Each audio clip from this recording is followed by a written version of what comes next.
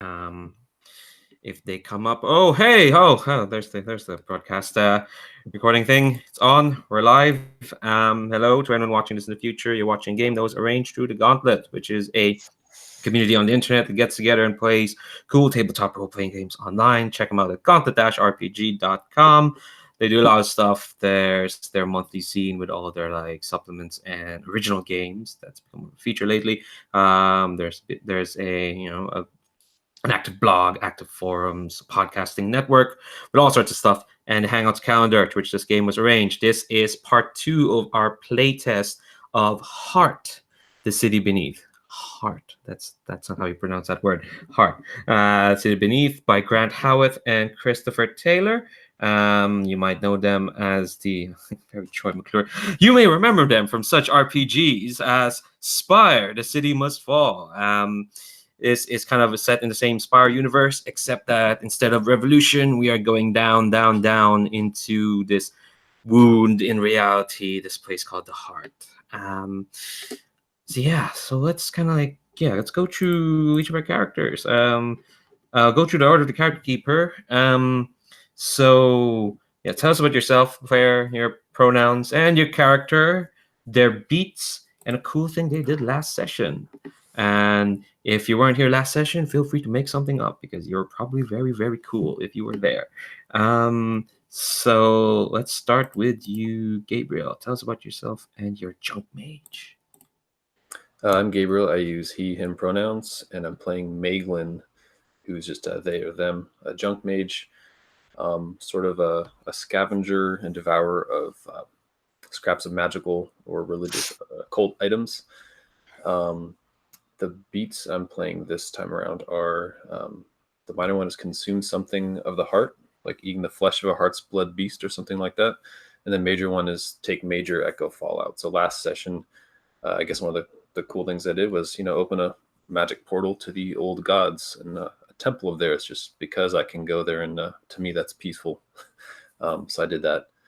And I tried to do a little more and it didn't go very well. So I have the ravening call. I kind of hear a song in the back of my head or a call of an animal or something. So I'm going to see where that goes this session. Yeah, nice. Just casually having a ravening beast in the back, the back of your head. It's fine. It's fine. It'll be fine. Up next, Patrick, you want to tell us about yourself and your character, your beats, and the cool thing they did. Tell us about our witch. Yes.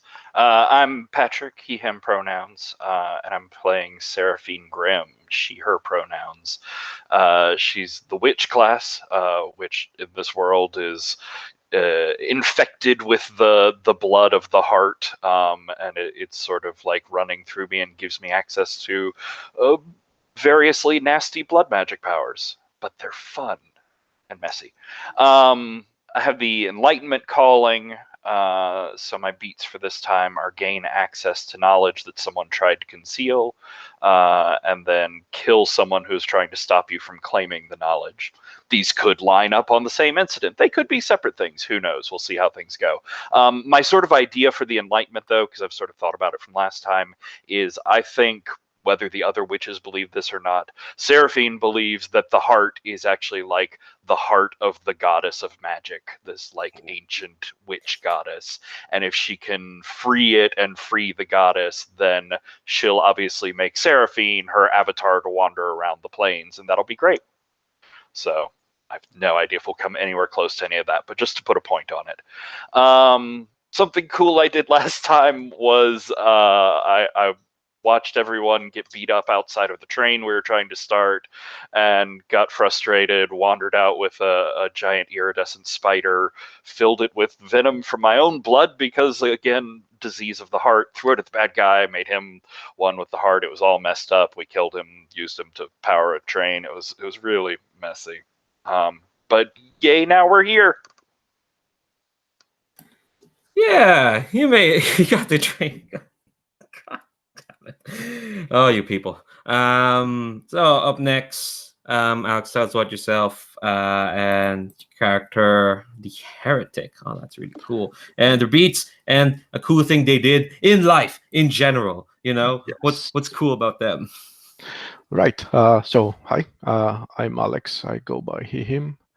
And today I'll be playing Korian, they, them, which is a heretic. And their calling is adventure. So they are like of a religion and faith that has been outlawed, and they have been driven down below to this lovely place, to the heart. My bits for today are going to be a refuse to back down when it would be beneficial to do so, and slay a beast that's at least 5 times your size. There might be a connection there as well. We'll see. God, it's like you all know what beats could connect with each other and could be fulfilled around the same time. It's almost like you all are used to playing these sort of games. It's almost like you all are good at this. Maybe once or That's twice just me. before. About a cool thing that they did last time or in their life, since I'm joining now, I'd say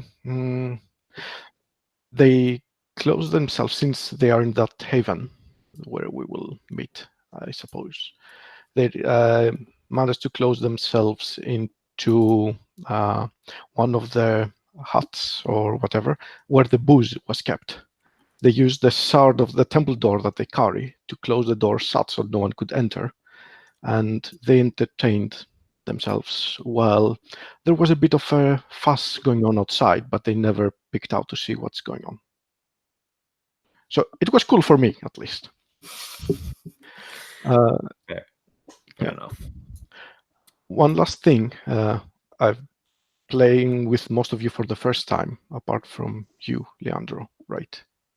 Mhm. And at this point, for some reason, I feel I am compelled to mention that I'm glad I'm playing with Leandro because he's a great GM. True. What the... Oh, well, that was out of nowhere. Thanks, Alex. I had that urge. I don't know.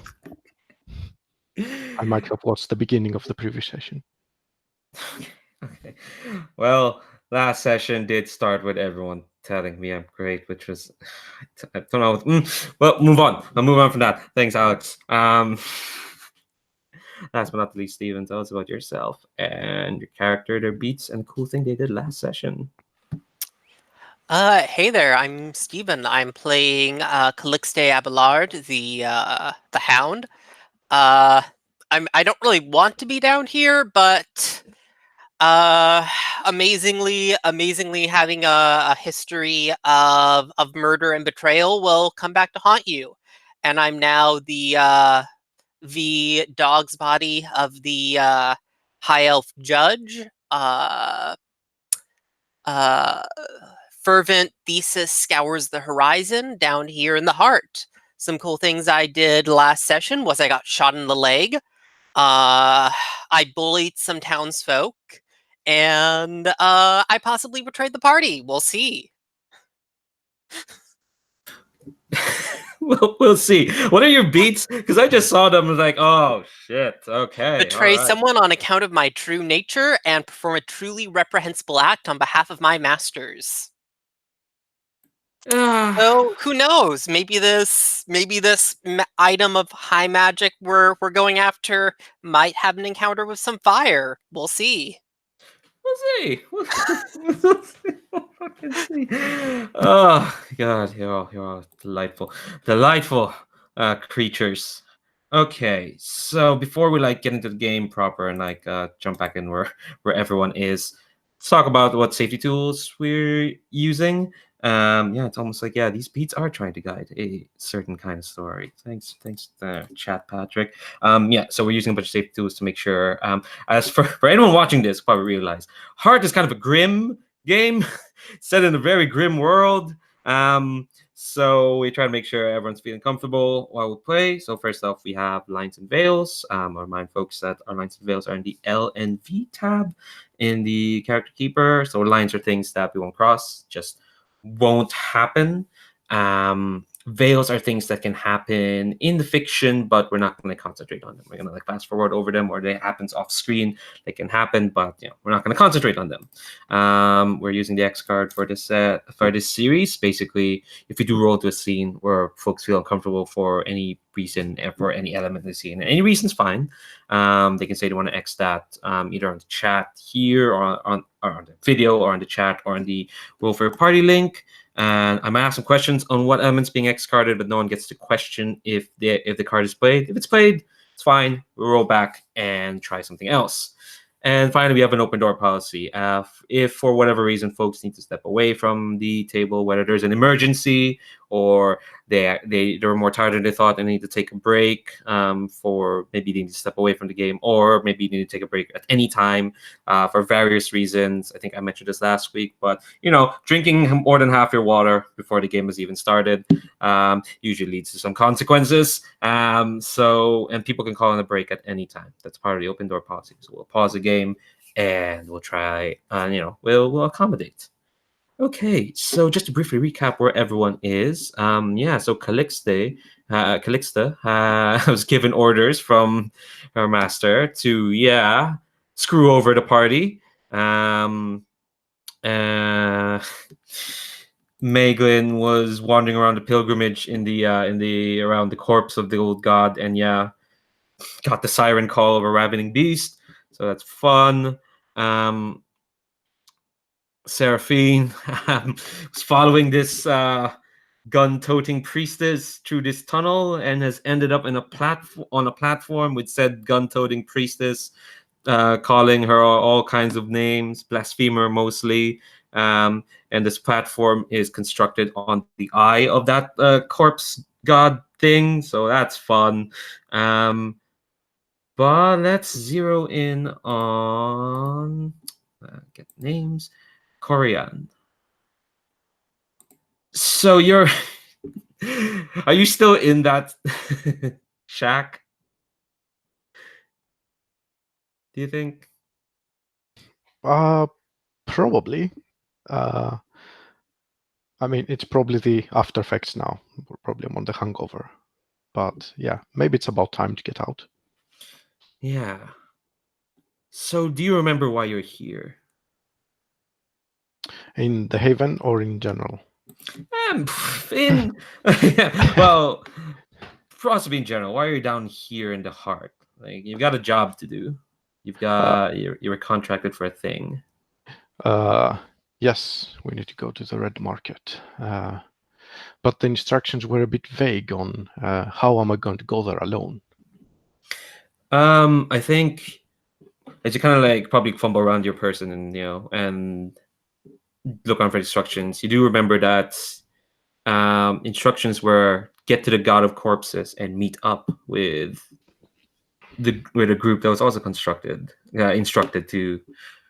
to find the the poem, and also the group that contracted you also noted that they gave you the money that you're meant to pay for, didn't give it to the other four, don't know why.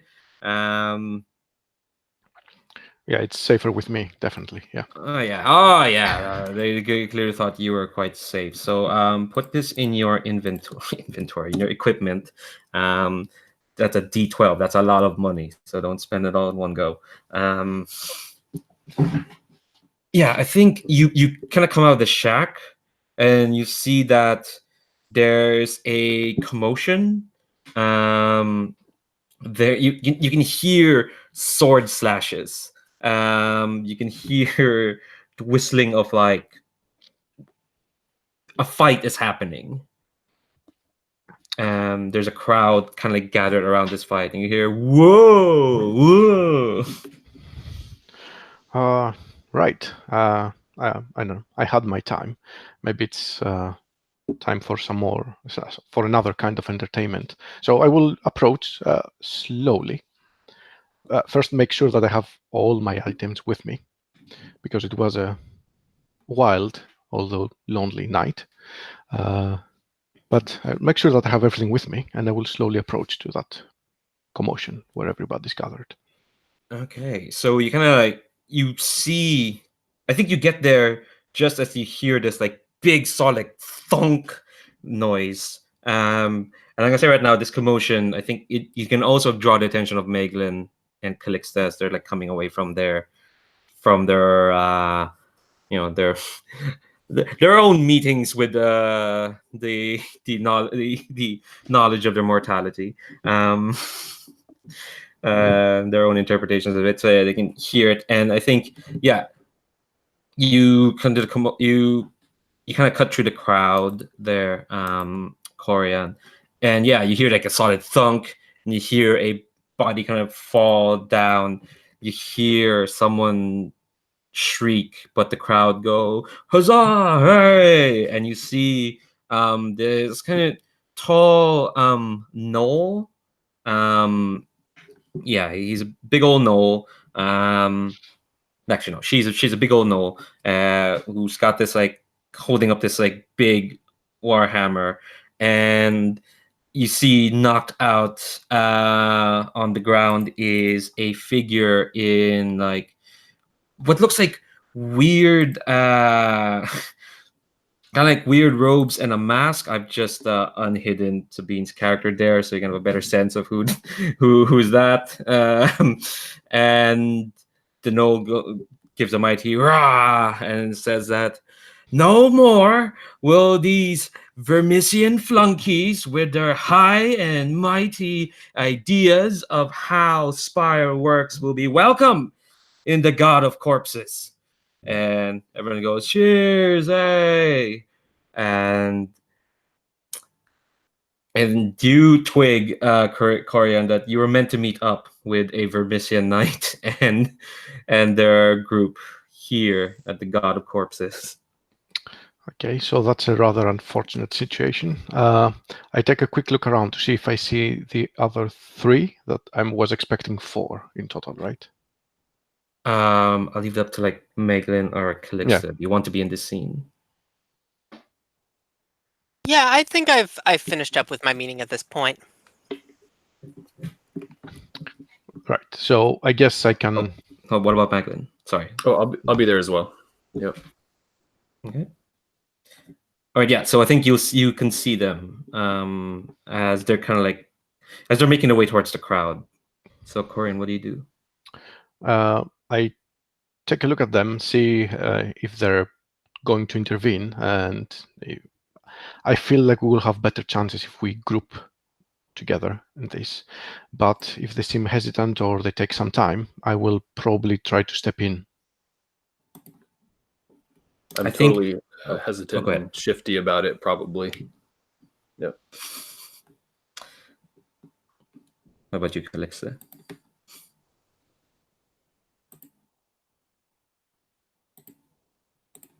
So this knoll is standing over the unconscious. What's their name? I forget. Cauldron. Yeah, Cauldron. Yeah, definitely. She's got. I think she has what looks. The aesthetic I'm imagining this knoll to have is like, what if you get like lots of scrap iron and turn it to like a suit of armor, but it's kind of sculpted around her. You don't know how she gets out of that thing. Is what it looks like. Yeah, I mean, this is kind of the pattern for me, but I draw my gun and point it at her.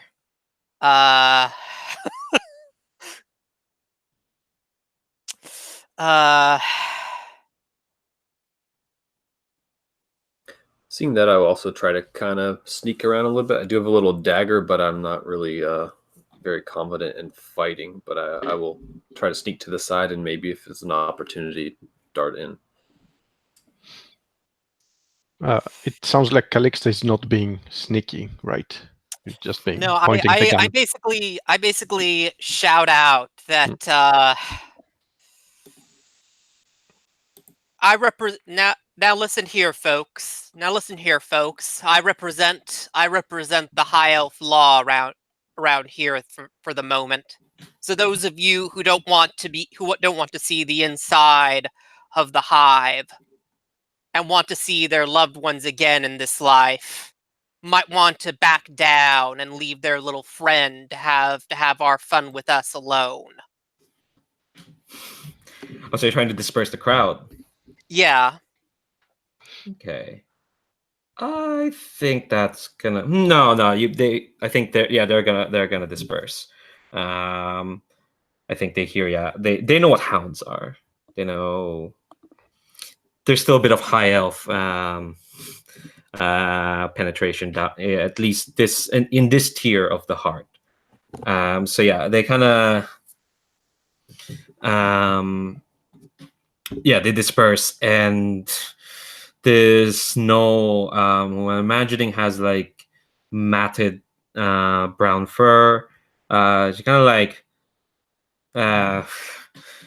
scoffs and says, "What hound of justice are you to be protecting this puissant Vermisia knight?"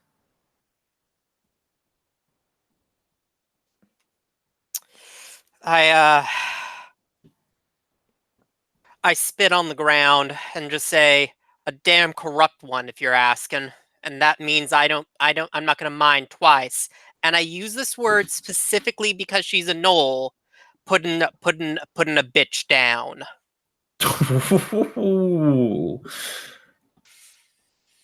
All right. So, what do you? Yeah, that's an invitation for a fighting, is it?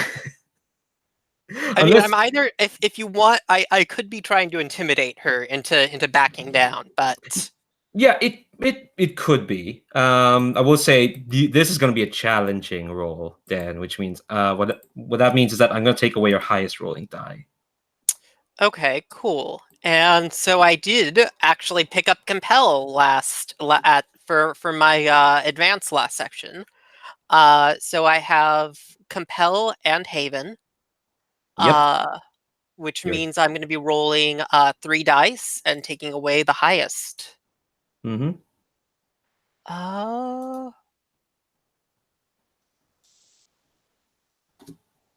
Oh, then right. Where is the Hold on, let me link that in the chat again. right?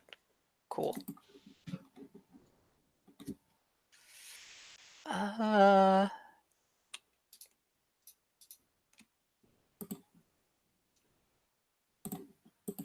And I get a 6. Okay, so yeah, a 6 is still a success at a cost. So let me look at your stress. Oh wow, that's a lot of blood stress. Actually, Yeah, I know. Yeah. Okay, I think no, I think this is gonna be roll me a d6. So roll me a d6. This is gonna go on your fortune, I'd say. Here. I get a 1. Oh, nice. That's good. Just a 1. Okay. So I'm just gonna roll this d10. Oh wow, well that's really lucky of you. I rolled a 7, so that means you don't suffer fallout. So what this looks like is you say bitch, and she kind of she does that growling thing, that growling thing that gnolls do, and and she says like, "What's a Vermisia knight to you? Anyway, he started it." And he kind of points the hammer defensively at the unconscious cauldron.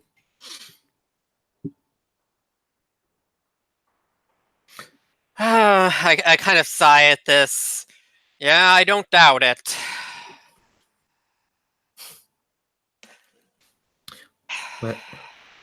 Well, know that thanks to his transgressions, his insults to my people will be heard throughout the heart. So just be careful where you take him. You go yap at your playmates. They look pissed, but it's like, just choose what friends you have well. And she gives a look at like whoever's left here, which is Maeglin and this new person you don't know, Calixte. And I think there's no slouches off. That's the right word. And yeah, you got their Cauldron's unconscious, just there on your feet.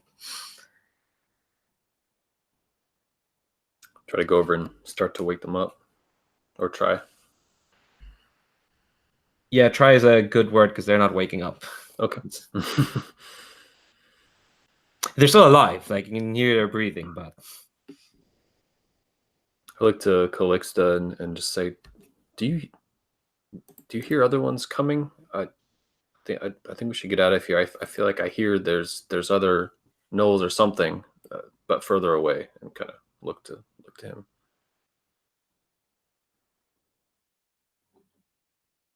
Which is my hearing the weird noise thing. oh, so you're hearing something they're not hearing. Okay. Right. Sorry. Yep.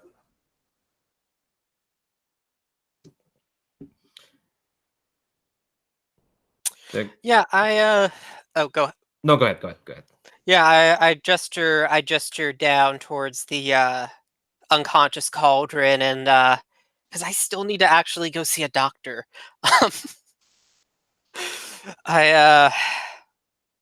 But there's this Yeah. guy here. No, that's what I was gonna say. That I gesture down towards Cauldron, and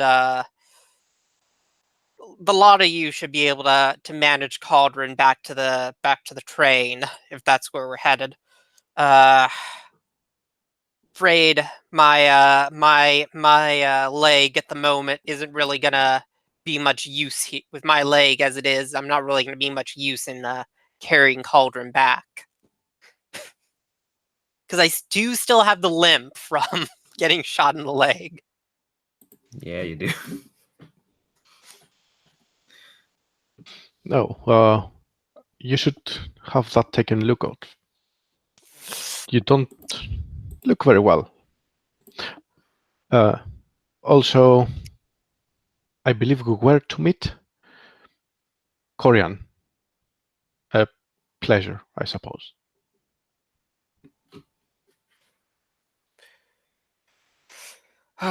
Look him up and down. Well, I look a damn sight better than you, at least. Sorry, I'm a very terrible. This character is just an asshole. So. Like this game sets us all up to be not really playing well together. I holster. I kind of let my pistol linger over you for a second before I sigh and decide to put it away. I pretend to not care, trying to keep my calm. Right. I assume you were expecting me?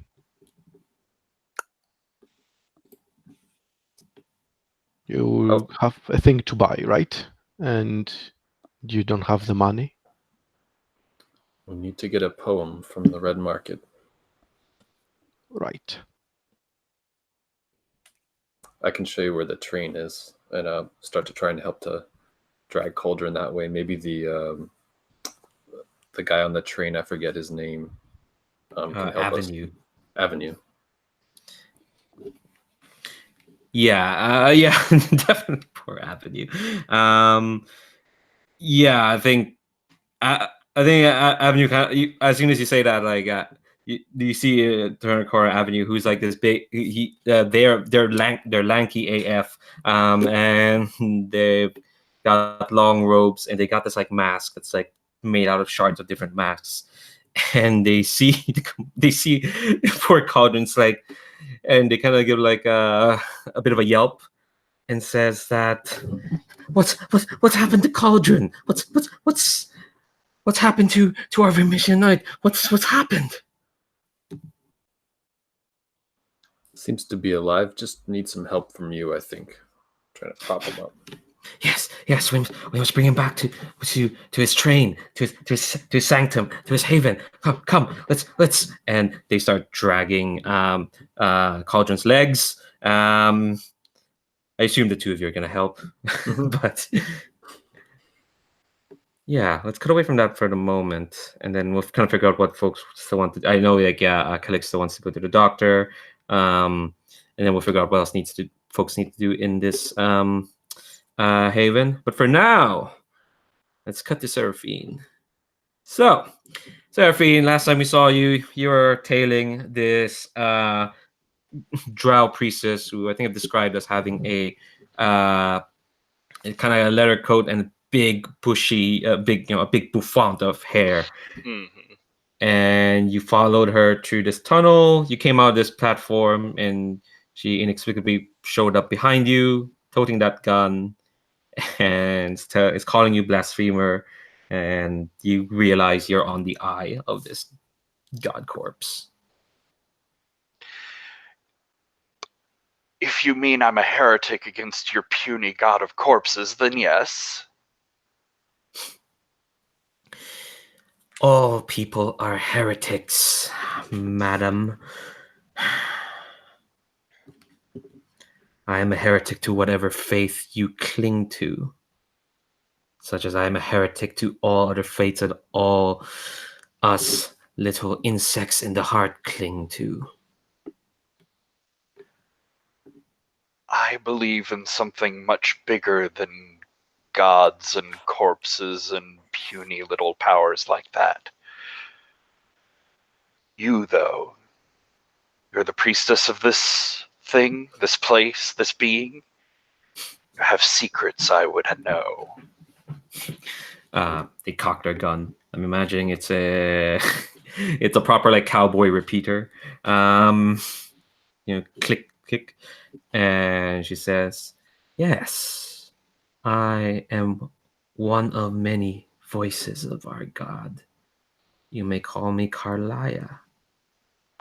Might I receive the name of this skittering witch before me?" Carlia, pleasure. My name is Serafine. I come here under the power of one who has lost their corpse. Your God may be an avenue to helping me find it, helping restore it, bring it back to the glory it once held. And I suppose you'll do whatever it takes for that knowledge. She'll put her hands down and start slowly walking forward. I will do whatever is necessary to serve my gods. Even at the expense of us heretics. There need be no expense. Questions and answers can be freely given.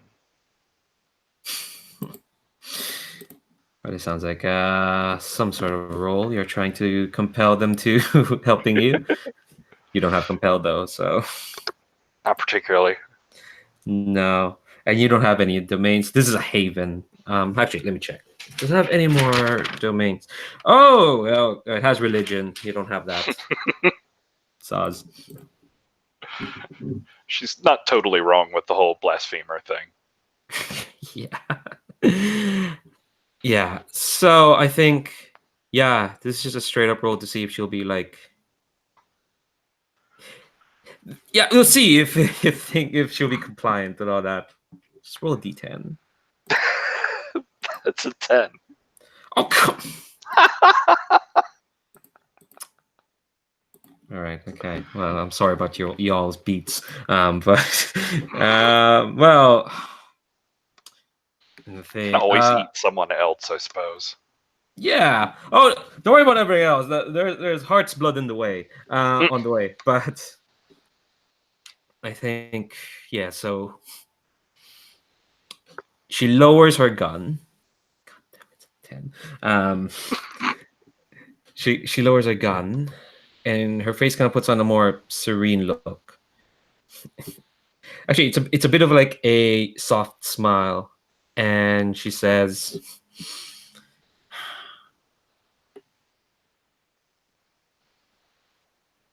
"Our god died eons ago. We have no reason to believe that it was anything more than a creature of the heart. And yet, people take solace in its shadow. Tell me, Serafine, what do you take solace from your god?" Take solace in power. Take solace in safety against the things that would tear me down, tear my kind down. Time, disease, man. All of these things can be conquered. You and so many have tried. I guess there's no shame in flattering another one who tries. There are worse things to be. Exactly. And when I fail as you expect me to, I'll just become another corpse for your god to reign over. Another tale to tell. And she holsters back her rifle. And yeah, so since this is a 10, God damn it, ask me any question and I'll give you an answer just straight up.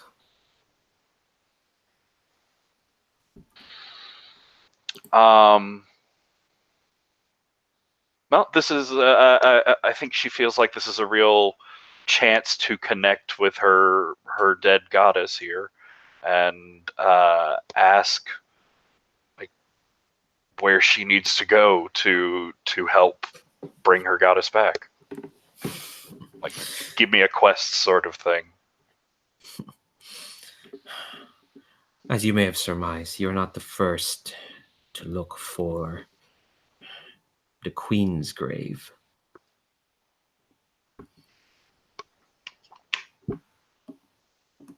Many have come through here seeking, like yourself, what to learn from the God of Corpses. Not from their teachings, but their example. The most people learn is that, well, that anything can be killed. Even gods. Gods don't die easy. They leave traces. They leave sparks of what they were, of their immensity. You'll find one such spark of of of interest to you. They call it the Queen's Grave. It is a forest of blood and veins. It's a place of cataclysm where some blood witches say an old queen, an old, immensely powerful queen of the gods rose up to challenge existence itself, to challenge the frailty of life. She failed in that challenge. Some say that a spark of her remains, and the only way to bring that spark back is to sing a song of rebellion to her.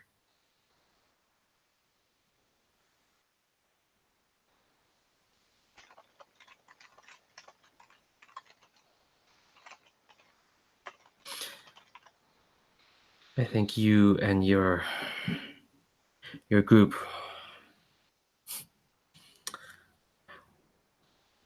I think you know where that song is. I may have some ideas. And to thank you, this is Not what I was expecting from this encounter, but I think you're wise for avoiding your god's embrace for a little while longer. If you do not step away from their shadow, how will you learn to miss it? I think she kind of shivers when she says that. Well, maybe in the auspices of your position, you'll get the honor of seeing me one last time. Should I fail, as you believe? Fail or win, Serafine. You've been quite some company. I would not mind seeing you again. Well, gods and masters, you understand. Of course. Till then, she'll walk away slowly. Yeah, I think you kind of cross paths because she's walking towards the edge of the platform. Now, just look over, like a god's eye view of this place. I mean, it's a good view. Oh yeah, no, it's fantastic. It's like, well, there's not much to see. Bunch of town. There's that your fucking train is over there at the edge of the town. If you actually, oh, go ahead. Oh, I was just gonna say I'm gonna start making my way slowly back there. Cool. All right. So I think I'm gonna ask the Maeglin and Korian later what else they want to do this time, but actually, what we do in sequence is we'll do Calixte's doctor thing. Then I'm gonna ask Korian and Maeglin what they want to do in this town. But before that, let's take a break because we've been here for like an hour. Let's take a good 10. That was like a good 10-minute break. If that's okay with folks. Cool. BRB.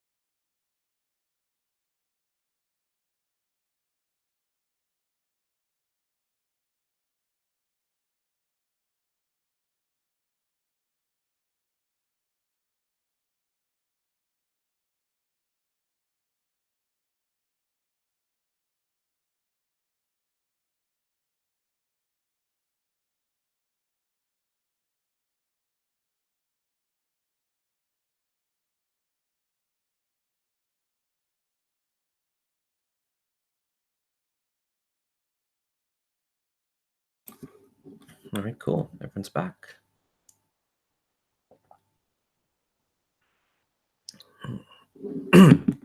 All right, just want to do like a bit of a check-in. Folks doing fine so far? Yep. Cool. All right, so Calixte, you wanna heal up, so to speak. Yeah, I'm gonna drop by that chirurgian place.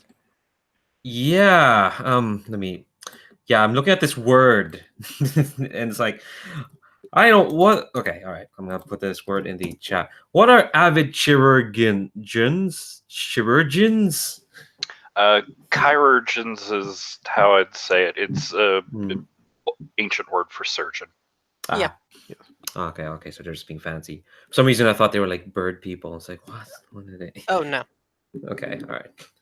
Easy enough. Okay. So, right, Calixte, tell me, what does a surgeon's place look like in this shanty town on the shadow of a god? Huh.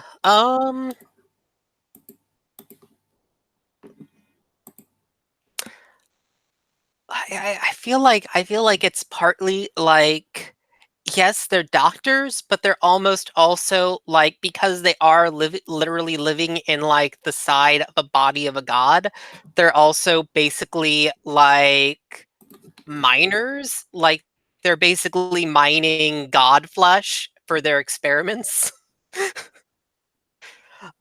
Which is how they get their name. Nice. Yeah. So I think you walk up to what's the equivalent of in I imagine this place is like has this Wild West aesthetic, I guess. What with the saloon where Cauldron got drunk and the the cowboy repeater that the lady priestess has. But yeah, this is like a mining place. You can see like there's like a tower. No, it's like there's like some sort of contraption, like an elevator going up next to this god corpse. Which y'all probably notice. It's a corpse that still has like its flesh and everything. It's still there. Yeah, I think Calixte, it's empty at the moment. So I think the door, and I think there's a sign that says Vashtanem, Korian Supreme. And yeah, if you want to just walk in, I think Yeah, I just walk in like I own the place. I don't knock. yeah. I think you're gonna walk into like not their I think you're gonna walk into like their main like just clinic. And I'd like everyone to like paint the scene a bit here. Give everyone a detail of this Karagin's place. Just like a small just like a quick detail, like what kind of tools they have, what's the vibe, what's the smell. What would you, Calixte? What's like the first thing before you see like whoever's in there? What's like the first thing you notice? um.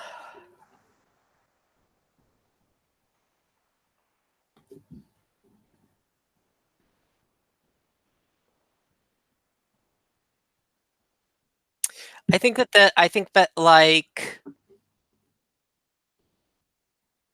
the beam, like there's this kind of side of the wall where the old beams of the current like entry hall is kind of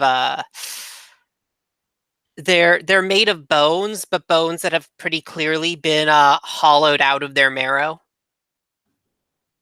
Like they've been digging into it and like extracting the marrow from these bones that are holding up the place. Nice. Anyone else have a detail they want to add about this place? So I'm thinking out of that wall, there's sort of like lichen and weird kind of plants that would still grow down here, maybe like mosses and fungi and stuff that they're also harvesting for medicinal purposes. Lots of odd colors.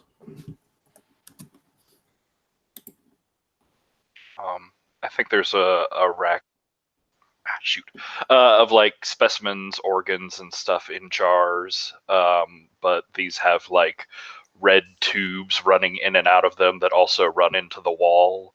And they're like, you can see the organs aren't just preserved; they're like pulsing and moving.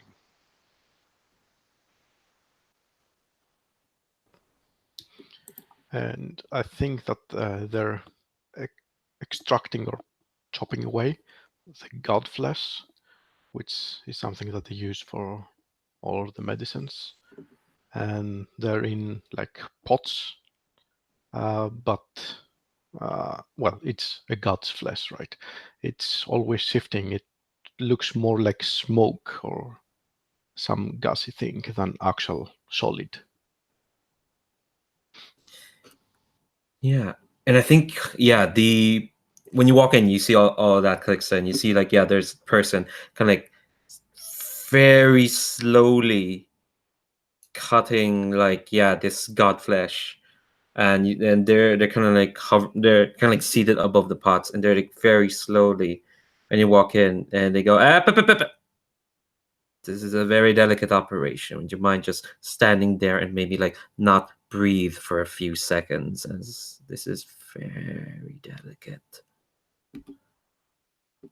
They are wearing like everyone's wearing like long coats here for some reason in my mind. They're wearing a very stained white coat. They're human, is what you notice. They've got like kind of short hair. It looks like it got shaved recently. It's only growing back. And you see they've got a monocle, but it's like one of those weird like it's a monocle that has like different other like adjustments to it, as they're kind of like slowly sawing through this flesh with a weird like bone knife.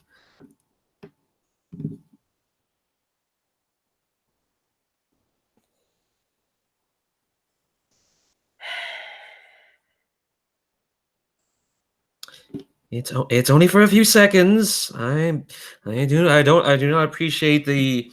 Don't think I'm not an idiot for I can't notice what you want from me here. Just a few seconds. This is very, very important.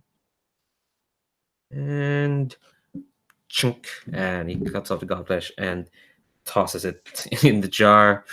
Now, and he stabs the knife on the table next to him, and he kind of yeah, they're also okay. Yeah, no, you can see the hair. I think there is a helmet with a light next, just strapped somewhere, and he turns to you, and you can see Calixte that he really probably should take up some sort of bath. Face is kind of greasy. There is a wicked scar going around here, and he says, "Oh, you look like shit. Where did that happen?" And he nods at your leg. Well, I was about to say you smell like shit, but since we're being so candid here, I love candidness, don't you just... It's better to just be straightforward, It's just so much better. And he kind of stands up and says... Calixte rolls her eyes. Humans. She doesn't say that, but that's her thought. Yeah, and it says... So, judging by your grim face and your armaments and whatnot, you're not one of those religious folk, are you? You're a hound.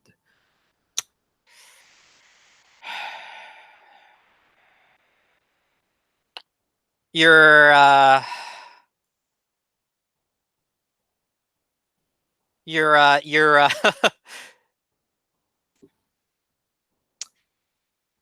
Go ahead. and I just kind of say deadpan. I'm just thinking of the right words. Your powers of observation are astounding. So I assume from that you're a doctor. Well, I guess you can call me a doctor. My husband Vasha, he's the chirurgeon, so he says. But me, I make sure all the little people keep trying to kill each other, I guess.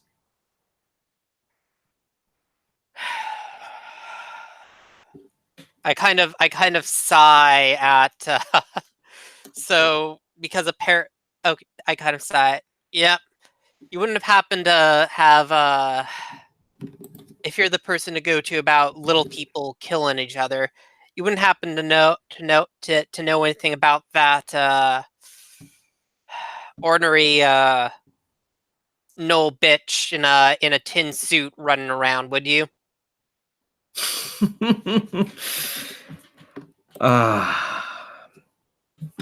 Oh, you mean anathema? Yes, yeah, she is. Well, she's trouble in a tin suit. So she is. You didn't get into a fight with her, did you? Because either you're impeccably impressive, or she's losing her touch.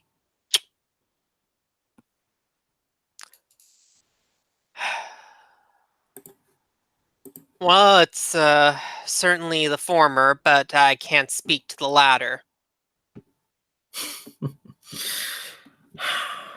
all it takes is just the wrong person to piss off, but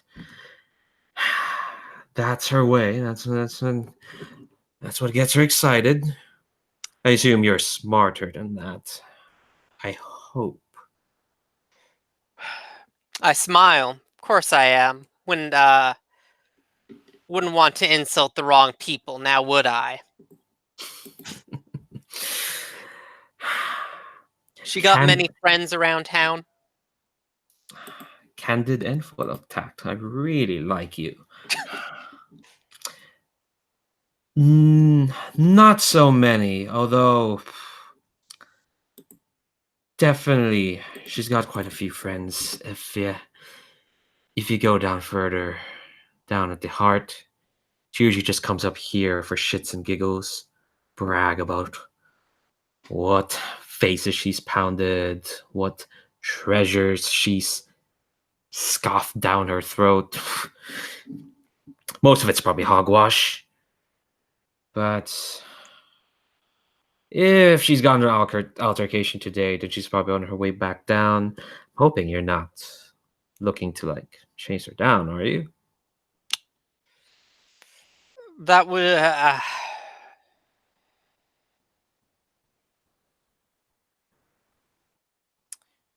I guess I kind of go, that would depend. Is there you know if there's anyone that would pay well for such a thing?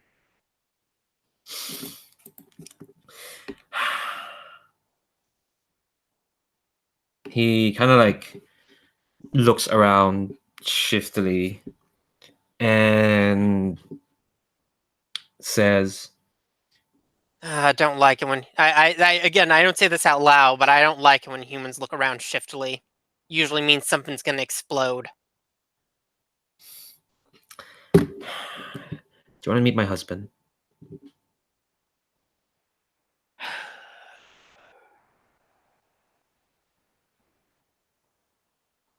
He a human too? No, he's one of you. Then Actually. yes. Yeah, and I think he opens there's a curtain leading further into this building, and what you kind of tell is that as much as the opening clinic is looks wrought, when you kind of go in, it's a bit more humbler. It really feels like a shack, wood and thin metal sheets, and yeah, I think that's when you kind of realize is, oh shit. Sorry, I just gave him tea. He's probably napping. So if you're just gonna scooch down and be very, very quiet and just kind of peek over. And when you peek over, you'll see there is this drow who's looking fine. He's sitting on this armchair. kind of like hands folded on his lap, and he looks weathered. It looks like someone who's probably aged prematurely a bit from working hard, and you'll see that he's missing a leg as well. And you kind of see there's like bindings on where his left leg should be. And what is this guy's name? This doctor. What name did I give him? Sorry, I'm just gonna click on a bunch of name generators. The doctor. I'll just call him the doctor for the moment. And sighs and says, "Vash is a lovely soul. Not everyone will say that about their loved ones, but I guarantee you that Vashta is a lovely soul. And anathema is a roiling mass of, well, I could say a lot of things about her. Vashta didn't do anything to provoke her. I know that because I know my husband, and my husband works hard. Go around this place. Well, you won't hear many stories, but you hear one or two about how anathema can get. We're certainly not the only ones. So if anyone is paying good money to take that girl out, there's plenty.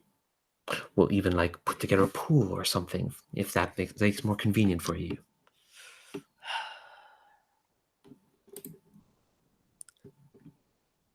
I nod and smile. Well, what can I say? I am a loyal arbiter of the law, after all. I think he nearly like claps his hands and realizes his husband is still there sleeping. And it's like, well, that's very good to hear. Now let's go take care of that leg of yours. Yeah, and I think I've also, just as an aside, so I've probably gathered enough evidence at this point that anathema has done crimes, right? Mm-hmm. Yeah, so I'm just gonna go ahead and declare that anathema is a wanted criminal now. That's fab. All right. And the other mechanical effect is that I get mastery when I am hunting her. Cool. Yeah, I'm gonna note that down. Anathema is not wanted. So who knows? She might show up. Who knows? Who knows? Well, of course she will. Yeah. So I think because you kind of offered to do this, I don't think you even have to pay anything. I think he says his name is Dr. Parrish. And I think he's just gonna offer to like set your leg. I don't think you have to pay for anything because you're doing them a solid. Yeah, and I think I will take the actual stress at this point because I think it's getting dangerously high.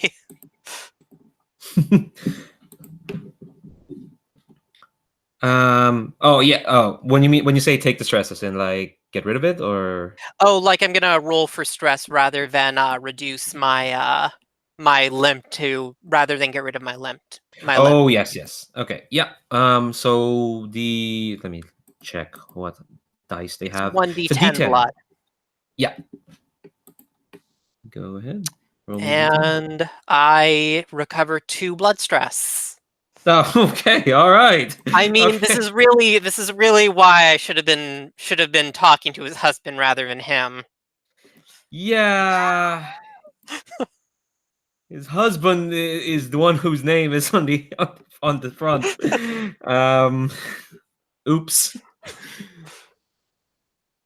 All right. So I think he apologizes as he sets you off, and he says like, yeah, no, I think he just apologizes. It's okay. No, he doesn't apologize. He does his best. I think it's probably he probably does something wrong, and like just as a reflex, I punch him in the face. As a reflex. He knows he probably did something wrong. It's fine. Okay, let's cut to the train. You stash Cauldron, who is very unconscious. So yeah, Maeglin, Korian, is there anything else you want to do at this place? Or do you two just want to like talk to each other? I think you probably stashed. Just to describe the train further for Alex's sake, there are two carriages and like this train engine, and he just kind of just stopped at this place. And Avenue, who is like the squatter on this train, has stashed Cauldron's not body, he's still alive, Cauldron, near the engine. But yeah, is there anything you two want to do? I guess I would like to know if we know how we're supposed to get to the market, or if blood sacrifice train is the way to go. There are multiple ways. Blood sacrifice train is one of them for sure. Okay. Is there a stop there? The thing what you actually notice about this blood sacrifice train is if you look at the tracks, there aren't any tracks in front of you, but there are tracks behind you, and they are made of blood. That's how this train has been getting around. It's not like on rails. It's making its own way. It's going its own way, to quote Fleetwood Mac. That's I don't know why I did that. Yeah, so train is definitely one of the ways to go. And does it need blood to fuel the rails on demand? Yeah, kind of use the brigand. Yeah, as Steven says in chat, there is an unconscious friend. You can hook up Cauldron to the engine. It won't kill him. I'll just say right now as fiat, it won't kill him. It's a weird mixture of a lot of different techs and magic. So I'll say at the very least we've proven that blood will make it go. Maybe there's some weird other thing that would also make it go. Maybe it's a stretch, but if there's any, so I can basically sacrifice occult or religious items to power magic, and if we have anything that might count as that, maybe I can kind of destroy it and try to plug that in as a fuel source somehow. Ooh. Yeah, let's see what we got. Any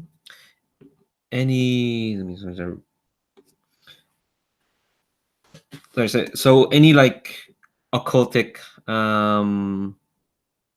sort of artifact? Let's see. Yeah, sort of paraphernalia, I guess. Anything with a charge to it, maybe. Maybe, yeah. Does anyone have anything like that though? If not, you can go try and yeah, there is a market here actually. There's the Chirurgians, and there is, let's see, what's the name? There's the Ribcage market. You can try and look around there. Yeah, but those are also just for like Supplies. that's for if you're like relieving Oh yeah, supply stress. stress. Yeah. You can also just buy stuff at any sizable town, right? Yeah. Actually, yeah, you could. It is just like a roll to your supplies, for sure. You want to try that, Maeglin? Seek around the place. Sure. Yeah. Oh yeah. Yeah. I think. Okay. All right. Let's see. Whether that's a legitimate purchase or if I need to sneak around and try to steal something, I'm up for whatever seems like the best opportunity. I mean, I guess it depends on how much stress you're willing to roll. Because, like, you could certainly try to steal something and not have to roll any supply stress. I mean, it's a 3-session game, and I'm all about, driving the character into the ground and taking the stress and hit. I'm okay with bad things happening to me. That is true. Let me just like try and find. I have so many tabs. Let me just try and find the buying and selling bit on this PDF. Actually, I should just. I think going in character and theme, Maeglin would probably more go the stealing route if there's any way to get away with it. Okay. All right. Okay. All right. Okay. Let's see if you can find a thing first. You will find a thing. I just need to roll to see how good the thing is. Okay. Man, and I gave up my wanted criminal for the session move. Too bad. All right. So I think this is going to be a discern. Let's see. Yeah, this place is religious, so you have that religious domain. That's a 3d10.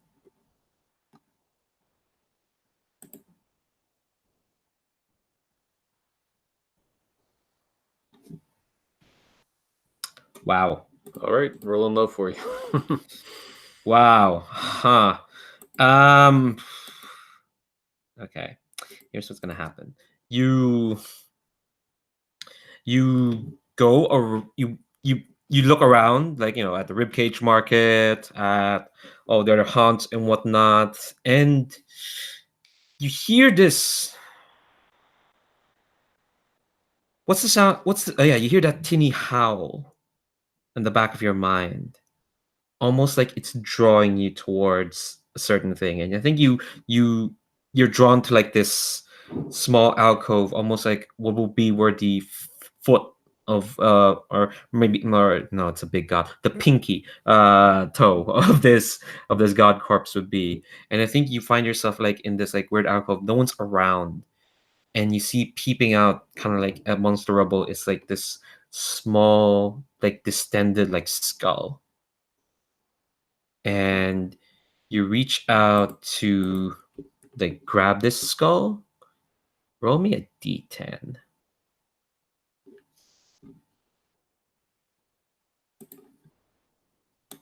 5. Okay, so that's how much echo stress you're gonna take. Let's see, 1, 2, 3, 4, 5. Okay. Let's see. Okay, that's 8. Nope. That is a lot of stress. I'm just gonna roll this d10 to see. Oh no, where did my d10 go? Oh, there it is. Nope, that fell on my lap. Oh boy. Oh wait, no, you're grand. Okay, cool. But you got that stress anyway. So, what's the feeling when you touch the skull? How do you feel your body sort of like shift? You didn't trigger fallout, if that's what this roll meant. Yeah, yep. Well, if it's an animal skull, and I've kind of the sound in the back of my mind's been almost like a whining, like a wolf that's hungry or something, just kind of edgy, and I just feel like extra hungry. And it started out as this hunger for power and just grabbing magic things and doing what I could with them, but now it's just something more, and I feel it like in my whole body now, like I'm more of a beast than a human, I guess. Yeah, for a moment. Yeah, for a moment. I think you're because the fallout didn't trigger. The moment passes. So you've got a tiny skull that should be enough to take you at least to the next landmark. All right, and I think while you're kind of searching there, back at the train, Korian, is there anything else you want to do? I think there is just. Oh, go on. No, yeah, please go on. No, go ahead. Okay. Yeah. Well, what I was thinking is that I will try to take care of Cauldron a bit. Make sure that they're not dying, or I don't know, help the recovery, and ask Avenue about any, because Avenue is the only one there at the moment, right? Mm-hmm. So they're my only point of contact to the rest. What should we expect with the train? Anything that we need to be aware of, apart from fueling it? Any limitations, any problems, any... It's mostly like to small talk. Yeah, I think when you say limitations, their head whips towards you. You can't see their face because of the mask, but they look shocked, and it's like, limitations? This is a train of the Vermisian network. There are no limitations. Do you know where we've traveled through to get here? We traveled through dust. We traveled through ice. We traveled through rock and gravel, and we ended up here in the shadow of a god, of a dead god. There is no frontier that this train cannot breach, good sir. To say otherwise would be blasphemous to the Vermisians. Oh, blasphemy, my specialty. Tell me, has it gone any further from where we are, from next to the body of the dead god?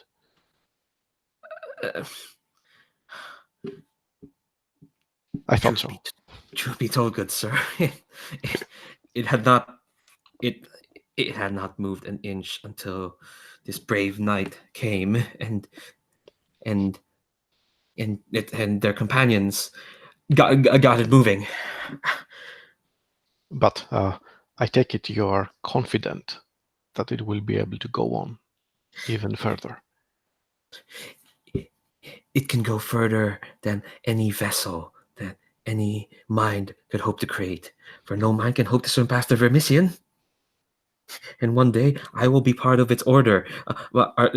Sir Cauldron, our good friend Cauldron, promised me so. Right. Great. I will choose to believe you for now. Probably because that's what I would like to. And I continue helping, taking care of Cauldron. Cool. As best as I can. All right. I should realize that everyone except for Maeglin should take bonds with the NPCs they've interacted. So what that means, if I can find where bonds are, where are in the PDF? So they're unique connections to individuals in the heart. So basically, when you visit, this is not going to come up because we don't have. I don't think it's going to come up again. But just to play with a mechanic, basically, when you form a relationship with NPC, you get a bond with them. You can basically refresh a specific resistance whenever you go back to talk to them, and it's for free the first time. Obviously, we're not going to be able to do that because we only have 3 sessions. We only have one more after this. But definitely, I think for Serafine, you definitely get a religious D8 with her name is Carlia. I'm gonna put the name in the chat. Carlia, the Drow priestess. And for Calixte, you can take a bond with Dr. Parrish. I think that's definitely a blood resistance. I think it's a D8. And I think Korian, I think you made a bond with our dear friend Avenue. I think their resistance is gonna be let me check. It's probably gonna be, I'm not sure, because Avenue, cards on the table, isn't anyone special. they're a squatter in this train. They're lovely, but they don't have superpowers. So I think just note them down as a bond for now. I'll figure out whether it's maybe fortune or supply, something like that. Yeah. Okay. I mean, yeah, maybe he has just a whole, because it's been established he has a whole bunch of junk just stored away on this train, right? Yeah. So maybe supplies might make sense. Yeah, supplies. I think that's another D8. Cool. All right. So I think everyone gets back on the train. Maeglin, do you explain where you got the skull, or just say I got the skull? No explanation. Just yeah, it's a dog, or maybe it's an animal skull that it's not really clear what it is. But I found this, and I think this might work, and I'm gonna try and close the jaws of it onto some other part of the engine, I guess. Yeah, and I think we don't need to roll for that to just to get things going. And yeah, the train, we never describe it whistling. Also, I just remembered it's been going backwards this entire time. I think because the train was facing towards Spire, so it's been going backwards. I think the train will no, you keep going backwards. Sure, why not? Yeah. So you're gonna leave the God of Corpses, and I've rolled how many events between this and the next landmark. So yeah. If anyone wants to have some idle chit chat with some of the characters, feel free to do so. But if not, I'll start with the first event. Oh, I was just go gonna ahead. say, as a quick aside before heading out, could I also just purchase a good Spire Black Lantern Ooh, okay, all right. Let's see. for light, totally for the light. Okay, all right. So that's I think that's a moderate purchase. The Spire Black Lanterns are kind of like they're almost a given. Give me a. Oh yeah, I kind of wanted it for like the increased light, because you can use high quality equipment to like reduce. Oh yeah, yes. To reduce the difficulty, right? Yeah. Okay. Well, Stephen, I'm quite grateful that you've played Spire and I've actually read this PDF. Thanks very much for helping with this. Yeah. So yeah, I think it's definitely good quality equipment. I'll say I'll be nice and say this is a D8 tier supplies. Cool, and I might as well, since I'm at the market, I'm also gonna after rolling this, I'm also gonna probably sell that bag of goods just to use the market to reduce it then. Mhm. Let's see here. D8. That's a 2. Nice. No, just the 2. Okay. Cool. Mark that down. Although your total stress is quite a bit. Yeah, that's why I'm also gonna sell this thing. Fair enough. Wow, my D10 and my physical D10 has been very good to y'all. It's refusing me to inflict fallout on you. Shouldn't you be rolling for this Oh, game a D12? Oh shit! That's why. I forgot about that. It is a D12. Thanks very much, Stephen. All right.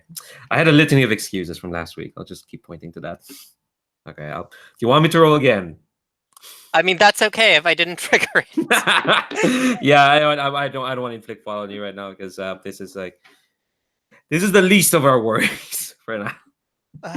So yeah, I'm just gonna also sell that thing, and it turns out a bunch of random junk taken off a bandit, not worth that much. No. I clear 1 stress. Okay. But be sure to put it's not gonna matter because it's only 3 sessions, but in a long-term game, you'd mark each of those to show when they like level up or something. Oh yeah. But yeah. Yeah. Here's the value and whatnot. Yeah. Definitely. Thanks very much for catching. Yeah, it is meant to be a D12. Forgot about that. Run too much Spire. Okay. So yeah, you've got that Spire Black Lantern. Good equipment. Could I just for fun, while we're on the train, ask Korian, just because we just met him, met them. Besides this job, what draws you down here? What after this is done, what are you looking for? Well, yeah. Well, it's in the beginning it was what drew me away from there, not specifically down here. And let's say that my faith is not very welcome up there. But to answer your question, adventure for one, and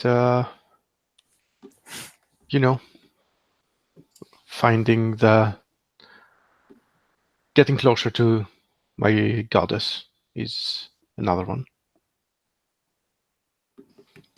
I think we will certainly find adventure, but I think the ones all the way down there were there before all the religions. I don't think any of them have it right. I think the real gods live all the way below. So maybe we'll learn something there.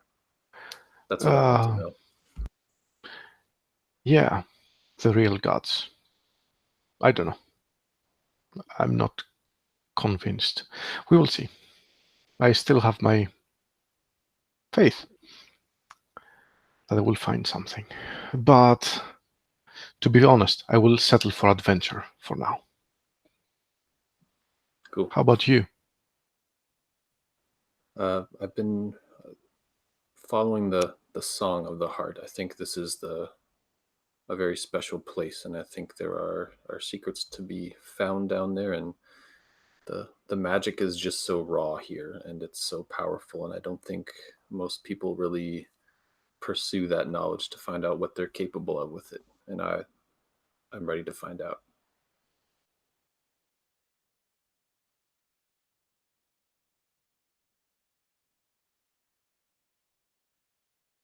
So, speaking of finding out, yeah, the train chugs as it heaves. It heaves forward into like there's like two pathways besides the path you went into to get to this haven, and you kind of go in and like the ground slopes downwards, and you're kind of like in these tunnels for like the next maybe like few hours or so. It's all silent at the moment. You're in a fucking train going backwards. That's ridiculous. Until like the train kind of slows, and I think who's at the front carriage? When I say front, I mean the back carriage. Who's at the front of the? Who can see further first? I guess I'm probably seated towards the front with my lantern, and I'm just cleaning my pistols. Yeah. I think so when the tunnel kind of comes out and you go in, suddenly like the first you kind of come out in this like what should feel like a big cavern, but it's hard to see because everything around you around the path is like covered with like these long red like tubes, or red like they look like it's hard to tell. Outside the world, it kind of looks like lots of like red hoses. It's like a forest of like these red arteries is what they look like. As the front carriage kind of like smashes kind of through them, and slowly starts kind of squelching, grinding its way through like this forest of arteries. I'd say. I think it's hard to tell like where you're going or whatnot. You're gonna need to like guide the way, whoever's at the front. Oh, great! That's certainly a good thing that I was the one that volunteered for this. You can call for someone else. Oh, okay. I could try Because to help. I think it would be a very bad idea for me to take over leading this group, considering I have only Haven as a domain and no Delve. I'm happy to help. I actually picked up Delve as one of my things. Same here. Cool. So Maeglin, you're called to the front. The thing with events, just to remind folks, like events are kind of like they're one-off things. They're only the most it should be resolved is with one dice roll. But I think you're going through like this blood forest. You're gonna need to like find the way through, Maeglin. I'm gonna say this is no. Actually, no. You're still. You're still technically in tier. I guess yeah. You're still in that tier. So this is still chat and risky. So it's still default.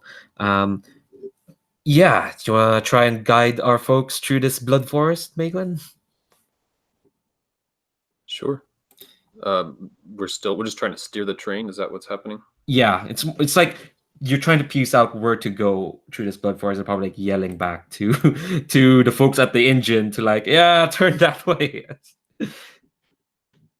Okay, so yeah, so 1d10. Delve for sure. And what is the domain of this place? This is definitely an occultic place. It may not look like it, but it's an occultic place. Does it help if I have that too? Yeah, well, for sure. Yeah, you get an extra die. That's 3d10. And as you're kind of like rolling this, Serafine, you hear like a song, not a song, a whisper coming from these tubes, and you can tell that they didn't grow here on this level. They sprouted from something far further below. Is there some way I can like reach out from the train as we're going through and grab a piece of them? Yeah, you definitely can just do that. Nice. It's not as warm as you'd like it to be, for sure, as you probably thought it'd be. You can tell like if you go down to the source it'd be like warmer, but like yeah, you take out a piece of the the blood branch. Yeah, that's a cool word, blood branch. And yeah, definitely it's full of blood for sure. What does it feel? Actually, no, I should ask you. You're the witch. What does this blood branch feel? I like the sort of like cold or stick analogy that it's dried to where it's almost solid, but there's just this like if you squeeze it, there's sort of a liquid center going down the core. That's just this little bit of like trace of blood from where it comes from. Nice. Yeah, Maeglin, how'd that roll go? Sorry, I didn't realize I had to roll 3d10. Yeah. You said.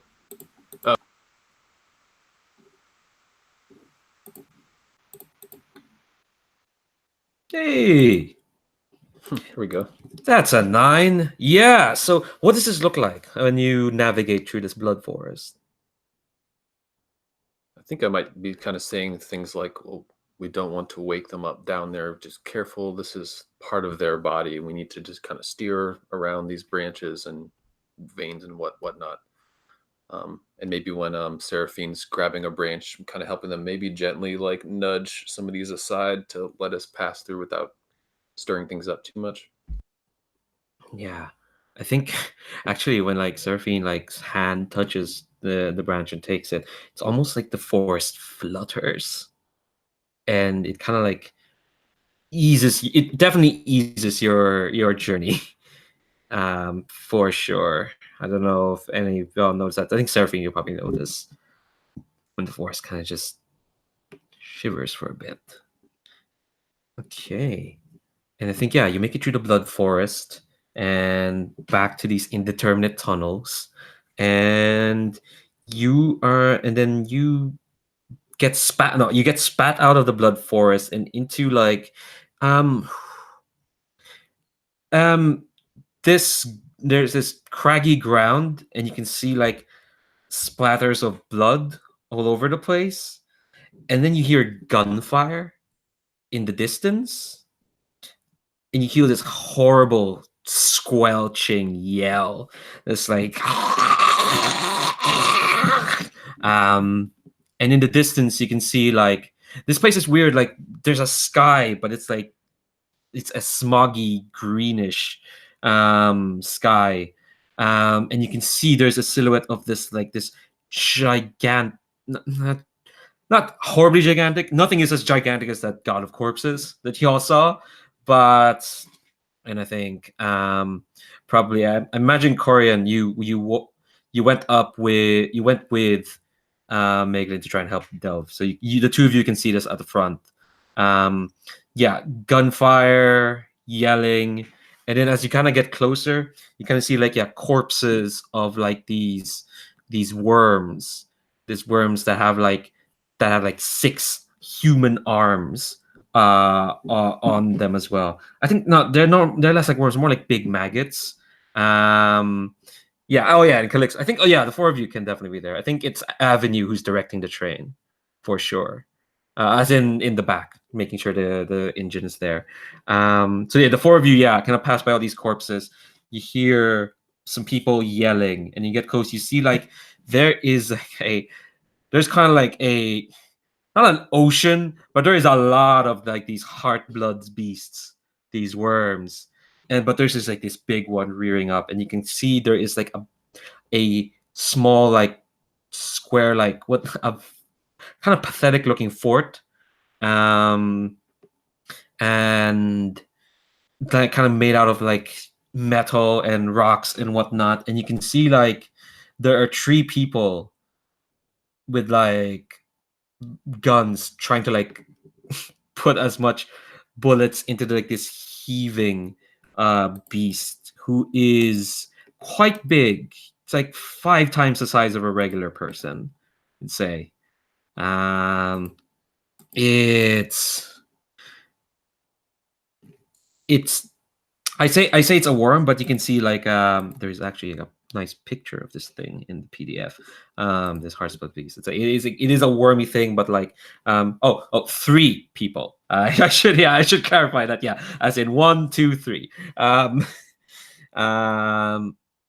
I think you kind of get close as one of them just kind of collapses as this thing slowly like shambles towards them, and it's like there's like its rib cage, it's like poking out from its back, and you can see that it opens its mouth, and the mouth is full of eyes, and it's like doing this gross yell. And these people, and then when you get closer, I think Calixte, can I ask, were you close to any people in the Hounds, or at least did you know some of them? Yeah, and let me just. Do you have to have some drow names on you, or I can also just make some up? May if you want to. Do I have any? Actually, I should have drow names. I'm thinking about it.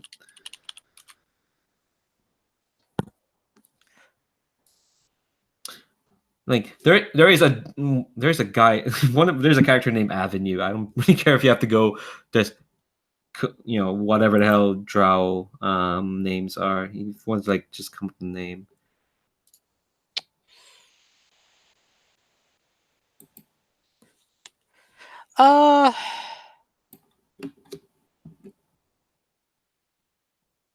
Yeah, there were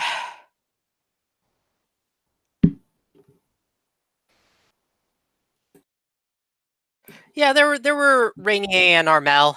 They're my ex-husbands. They left me for each other, so we're still close, but.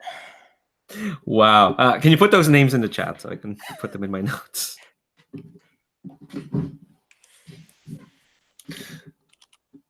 It was a busy 1 week, I have to tell you. God. All right, that's fair. Okay, all right. So you see, I think to the other 3, you see just these 2 well-armored drow just like trying to like put as many bullets into this thing. Rainier has like a rifle, and Armel is dual wielding pistols, because why not? But this thing is kind of shambling forward. Since I'm kind of imagining Maeglin and Korian at the front, and because I'm very blatantly trying to hit a beat, I'm just gonna say that up front. I don't pretend to like hide info from any of y'all. That's one of my excuses. Korian, what do you do when you see this thing? Well, the first thing that pops into mind is I want to drive the train through it. Oh, Because this thing is huge, right? Yeah. I mean, bullets are probably not going to be that effective. Plus, well, I like to kill things, but I'm not that skillful at killing. That is fair. Yes. So Okay. I'm thinking of a bullet train. Okay. All right. What do you say? What do you say to the other characters when you propose this plan of yours? Yeah. So I start explaining my plan of how we're going to do this, like assuming that this is the thing that we're going to do, like that everybody thought the same thing, right? So yes. So in order to go through it, we need to track. I'm trying to find a course that will lead us there with the maximum velocity and least amount of danger. So not head first, so not from where it sees us or something. Go from the sides. And I'm just trying to explain yeah, of course. So to hit it, we'll have to go through there and gain the velocity. And we might need to some kind of distraction, although our friends there are probably taking care of that. And your plan for after we wreck our one-of-a-kind interdimensional travel into the side of this strange beast? We will not wreck it. I did talk with our friend Avenue back there, and he reassured me that nothing wrong is going to happen to the train. So Right. is this an And actual that conversation you had, or is this just you? Yes. Oh, yes. No. That's what Serafine says.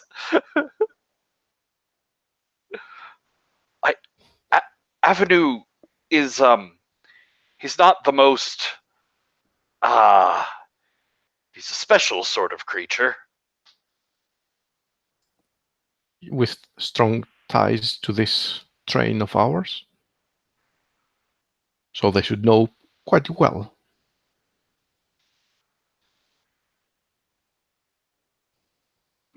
Look desperately at the other two, like, Help this me is here. crazy, right?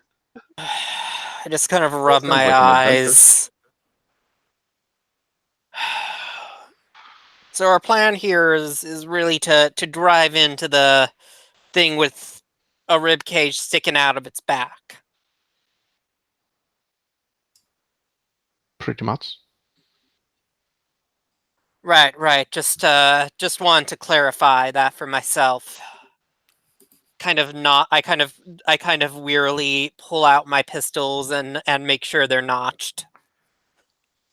What? This might be a stretch, but I did open up a portal before that the train went through, and I don't know if that's just in the ground, but I could always try to direct that and open the creature's ribcage up a little more and create room for the train. I don't see what could go wrong. Yeah, our goal is to create a portal of sorts. Holy crap. Okay, I'm interested again. I'm totally fine with however this goes. I mean, I feel like Calixte at this point is probably drawing a bead, just so people know. Okay. Let's put this plan together. So, Maeglin, you want to open a portal in the creature to soften it up for the train? Okay. Right. Okay, all right. Okay. And I don't know if that works or not. I just figure why not. I don't care. It sounds cool. I don't I care. think that's the subtitle of this game. Right. It's okay. All right. Okay. Let's do this. Let's do this thing. All right. So this is definitely gonna be risky, for sure. Because and let me see. What is the domain of this event? I wrote it down. You need to roll discern plus religion to cast this spell. Right. Yeah, you have religion. I think what it means is that because you're making a portal, a pathway towards your temple. It means you need to have religion for that, so that's fine. So, but it's risky, which means take away your highest rolling die. So roll 3d10. 310. Okay. This is actually going to cause some damage. I need to figure out how much damage a portal, fucking hell, a portal is going to do to this thing.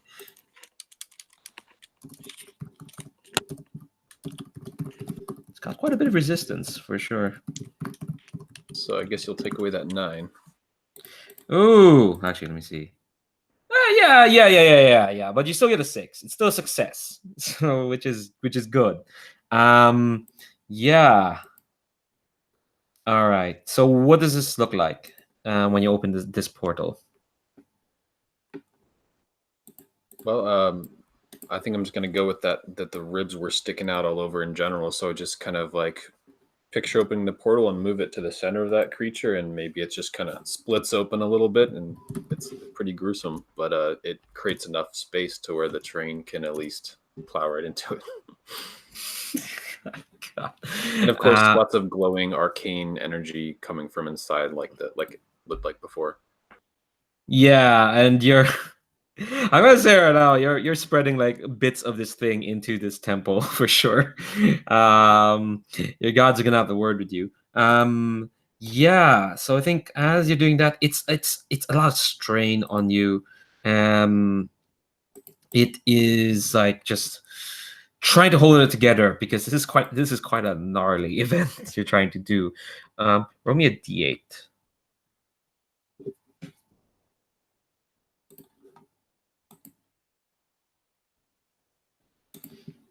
All right, so that's a 4 on your. Let me double check. I've got so many. Okay, yeah, that's a 4 on your mind, and I don't see how you're not gonna get fallout because you now have a total of 10 stress. Just because I want it to happen, does it make a difference if I use that ability to put it all at echo, or is it just gonna give me that anyway? I think because Echo still has the most stress. I mean, you're still gonna get that. You're still gonna get Echo fallout. Oh, okay, makes sense. I think yeah. At least that's how I've interpreted the rules. Yeah, of course. Yeah, you're gonna trigger fallout.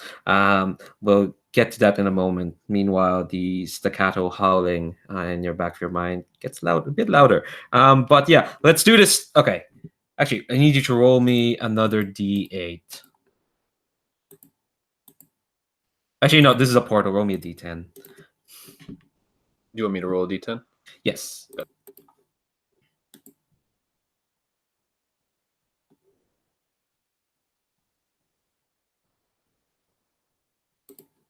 So 6.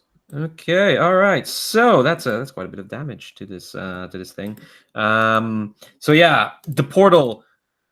Yeah, it cascades open. Yeah, it splits through his ribcage, and this thing just howls, and it kind of keels over for a minute. And yeah, there's a lot of like blood and weird stuff flying all over. It kind of drenches poor Rainier and Armel a bit, but they're still firing because they're badasses, I guess. So Korian, you're leading this train charge into this thing. This train wreck. Yeah. Okay. All right. Oh my god. Okay. All right. Okay. Let's see what this roll looks like. I don't think you have. I'm not gonna consider this a delve. Delve into this thing, or is it? No. Still more navigating, right? Oh, okay. True. I know it's a bit of a stretch, but that's what I've been angling towards. Okay. I mean, this feels like a straight up just kill. Yeah. I still Because we're not trying to unless our next scene is going to be us traveling through the beast. No, it's not gonna be. No, it's not gonna be like it's a beast. It's not like we're not at the tier of the heart yet where things get really weird. Where you go into a beast and you end up, I don't know, next to a lake full of like skulls and tofu. No, that's a very stupid landscape. No, this is a straight up kill. I don't think Delph would work here. You're not. Yeah. And I think this is kind of another occultic place. These heart's blood things. They sing a song.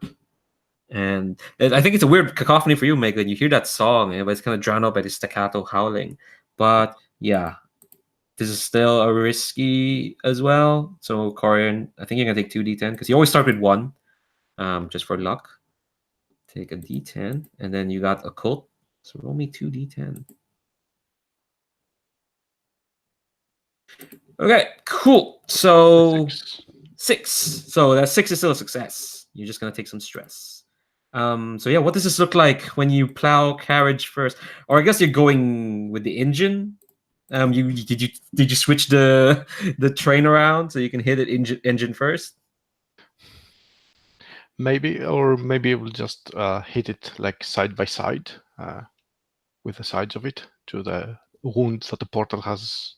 I don't know. It seems a bit crazy to do a 180 degrees turn with a train and switch the engine. That is fair.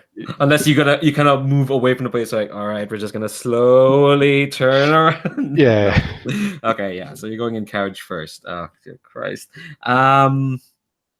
Yeah, I think this is, since you're going carriage first, this is kind of gonna hit your supplies. Probably your own personal supplies. Actually, no. Let's go with fortune. That's more fun.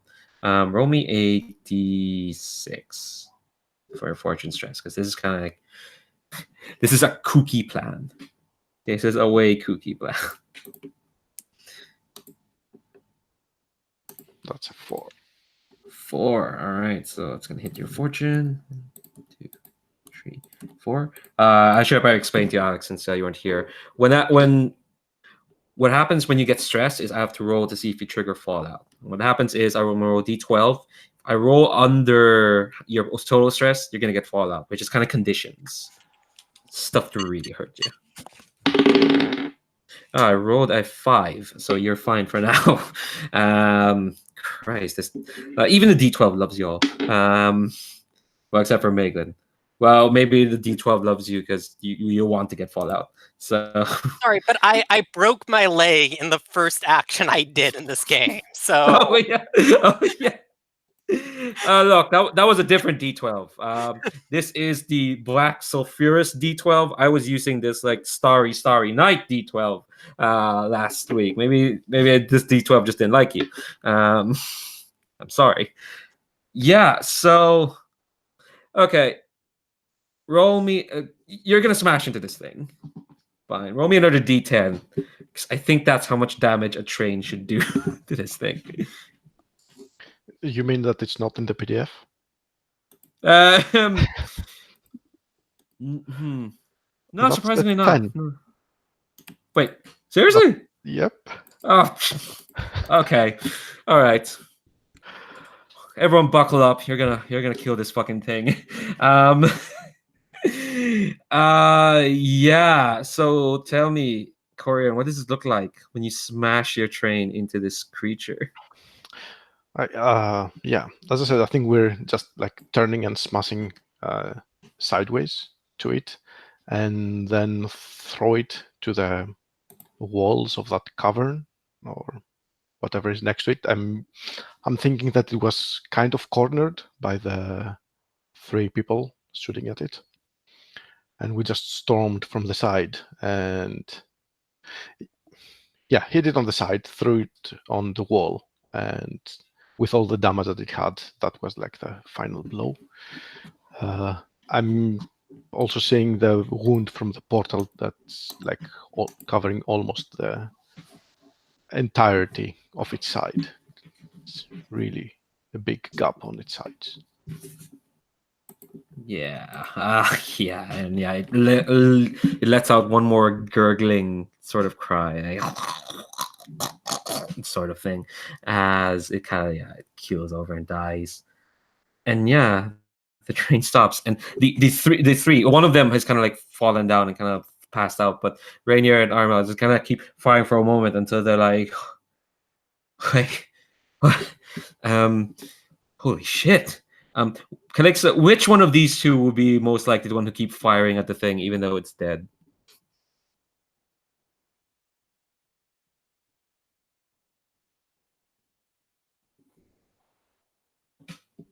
Right. Sorry. What weapons did the two of them have again?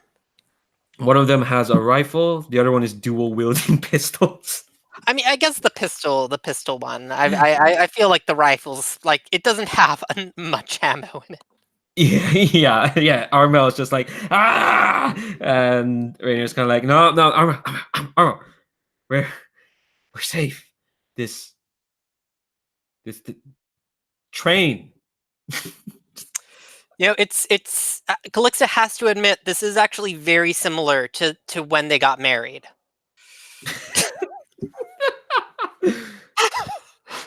I mean, minus the train, but otherwise. Yeah, I think I think Armel is dumbfounded, but Rainer's kind of like gonna call out to see like who's in the train. Like, hi, thanks for saving our asses.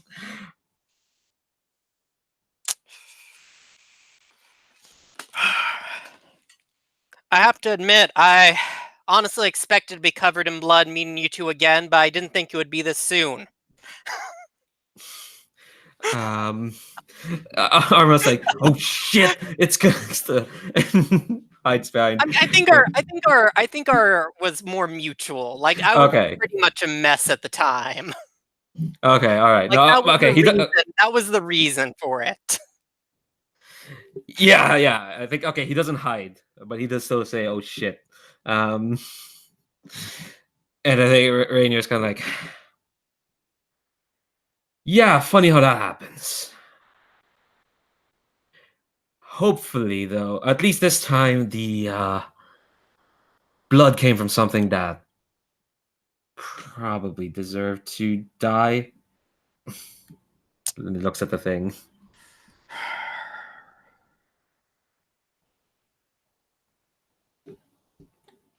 Yep, have to say it's a lot less fun now that I'm not drinking. Arma's like, oh, you stopped drinking. Oh, that's interesting. I kind of roll my eyes at that. Look, we're not, like, I because in my head, we're not married anymore. You can't judge me for my drinking, okay?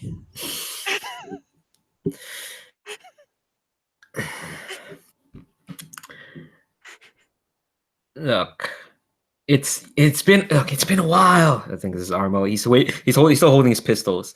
Look, it has been a while, but let's be honest, Calixte. The way you drink is not the way most people drink.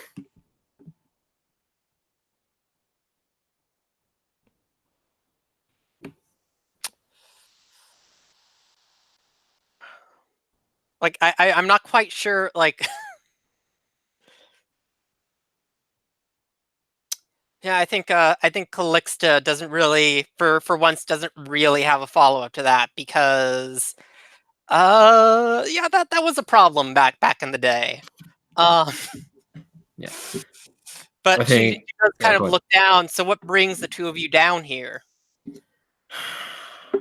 I think Rainier sighs and says, well, we're meant to escort this poor fool. And he nudges at the person who's lying down.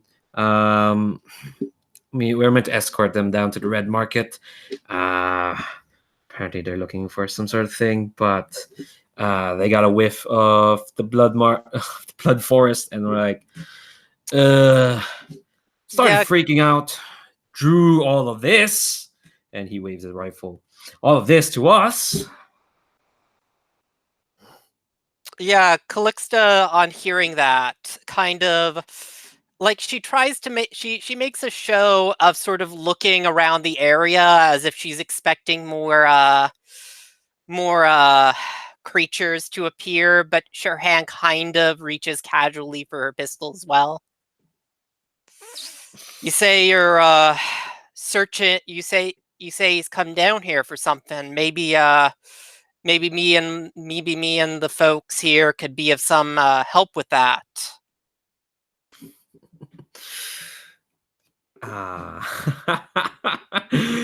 Oh man. I don't know why make you roll for this to happen. I think Rainier kind of like sighs, is like, yeah, at this point I'm kind of tired of this goof. Arnio's kind of like, wait, hold on. Sure. I mean, he's paying us awful good. And I think they kind of mutter to each other, and you can hear like snatches of like, yeah, they're paying me good, but like we need to recoup our losses and whatnot, and all that. And then you hear Rainier go, they've got a fucking train over there. And yeah, some more muttering, and then finally like Arno kind of like throws up his hands like in a bit of frustration. He's still holding the pistols, but he's performing proper safety in that he's got his fingers not on the triggers, so that's good, for what it's worth. And Rainer's like, yeah, I think, yeah, we can definitely. We can pass along our contract with him to you. Calixte, you're a pro. You know what you're doing, right? Oh, why are we asking? We know. Of course. Of course.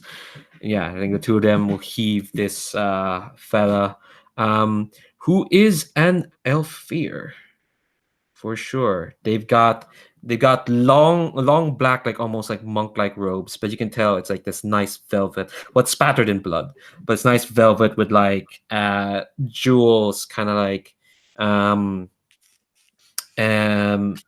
of like a just inscribed around like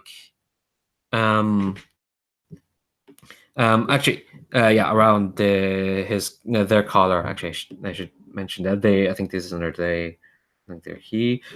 They've got a mask that's all encompassing their head. It's like imagining like the face is like kind of like almost made out of like triangles, and there's like a big like crown around it.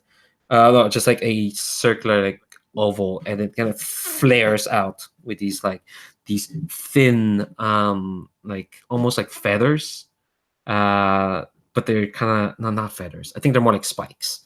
They kind of just come out. They're not like a big long, but like it's almost like there's a face, and their head is like covered in like what looks like jeweled spikes, and they've got gloves that are that look out of place, like leather adventure gloves. And they call it, and they're unconscious. And Rainier's like, yeah, they call themselves, they introduce themselves as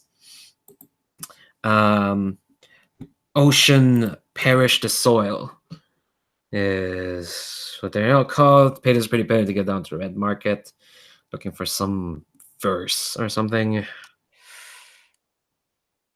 Yeah, I nod. Then I kind of shout, "God damn, another one!" And I draw both my pistols, and I guess I point one at them, and I just kind of fire the other one into this guy's head, this unconscious guy's head. Where are the other three while this is happening? Let's establish that first. Let's establish that at the moment. I assume some of you are looking at the hearts, everyone. But... yeah. I think Serafine has been like crawling over the engine and opening up panels to let just like blood from this creature soak into the train, because why let all this go to waste? That's fair. That's fair. That's utterly fair. I think Maeglin's definitely having a moment with whatever fallout might be happening, but oh yes, that thing feeling hungry, and if it's appropriate, totally going with maybe secretly taking a piece of this thing's flesh. Yeah, I think I'll make you. Now I just want to know what it tastes like. Yeah, and I am betraying someone on account of my true nature. Man, I love this beats thing. It just I don't even have to you just tell me what you want to happen. What's Korian doing? Yeah, I think they're at the creature that we just somehow killed, right where the, if we can call it like that, wound is, and has taken one of their talismans out, which is like a collection of eyes and chains, and dips it into the blood and the flesh, and some of it gets absorbed, so it's wears it back again, which is kind of like a tribute to the goddess. Also, are advances taken immediately or at the end of session? I'm not sure. I probably need to look that up. Let's see. Advances. Yeah, I do. Let's see. Do you want to clarify that as well? That's a good question. Here we go. No, sorry, scroll down too fast.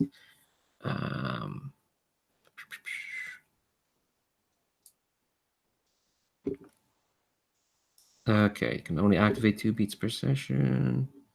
It just says you gain an advance of the appropriate levels. I'd say you can get one right now if you have an idea. Cool. Okay, so I'm not gonna make a roll for this because this guy's unconscious. Yeah, so your shot rings out. It smashes this person's mask. It's like almost too well. Like even though it's it's made of like jewelry and whatnot, you think Alfir masks are just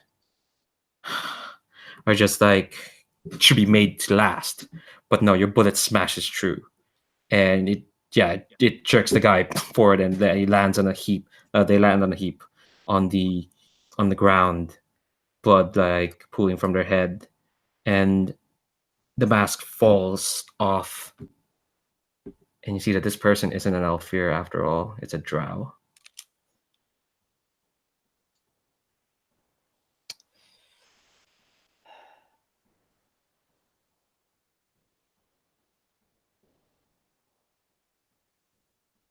You said reprehensible. Yeah, I'm gonna.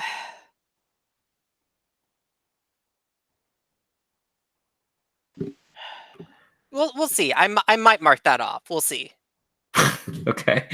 Yeah, I was gonna ask if folks are okay with that because it suddenly got a bit tense there. Yeah, Just want to do a quick check in. Oh yeah, go ahead, everyone. So yeah, all right. Okay. Yeah. So are you okay with that, Stephen? Just want to make sure as well. Sure. Which thing? I don't know. I just think I don't know. I felt weirdly tense describing that. So No, yeah, I'm fine because I think I kind of raise my pistols threateningly at the two of them and say, "I'm really sorry about this, boys, but look, I care about y'all, but I care about our daughter more, and I have people that are gonna hurt her if I don't make certain your fella doesn't make his way down to the market."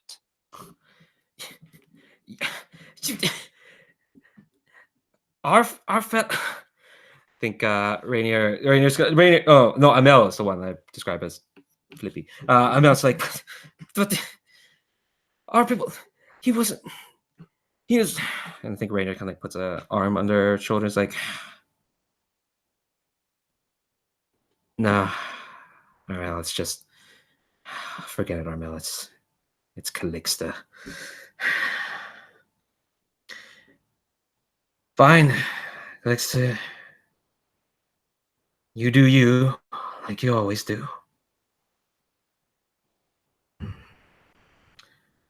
I hope he'll be worth it. And he points the finger at the dead drow.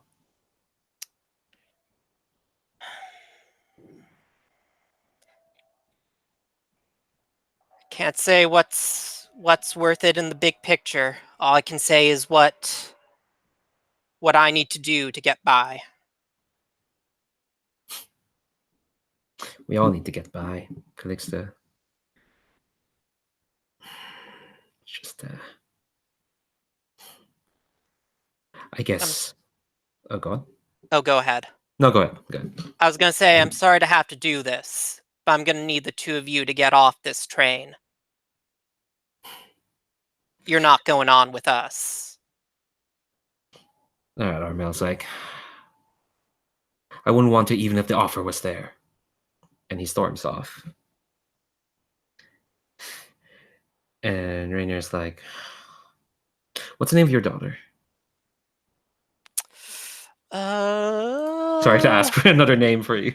Yeah, for no, you. no, I had it open, but then I think I misplaced it. Let's just go with Adelaide. That's the name off the top of my head. Okay. How's Adelaide?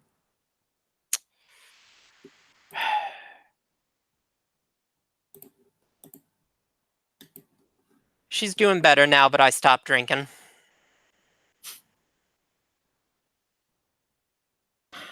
Well, that's good to hear. She asks about you every now and then, but I'll tell her the two of you are doing well. That's all I ask.